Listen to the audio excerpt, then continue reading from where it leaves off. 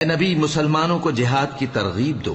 اگر تم میں 20 آدمی ثابت قدم رہنے والے ہوں گے تو 200 کافروں پر غالب رہیں گے، اور اگر 100 ایسے ہوں گے تو 1000 پر غالب رہیں گے، اس لیے کہ کافر ایسے لوگ ہیں کہ کچھ بھی سمجھ نہیں رکھتے۔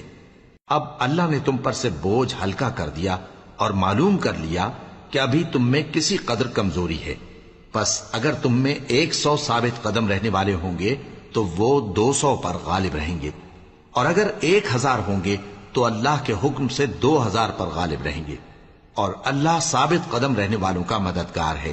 پیغمبر کو شایع نہیں کہ اس کے قبضے میں قیدی رہیں جب تک کافروں کو قتل کر کے زمین میں کثرت سے خون نہ بہا دے۔ تم لوگ دنیا کے مال کے طالب ہو اور اللہ آخرت کی بھلائی چاہتا ہے، اور اللہ غالب ہے، حکمت والا ہے۔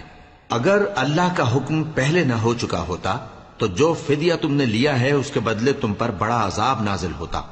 اب جو مال غنیمت تمہیں ملا ہے اسے کھاؤ کہ وہ تمہارے لیے حلال طیب ہے، اور اللہ سے ڈرتے رہو، بے شک اللہ بخشنے والا ہے، مہربان ہے۔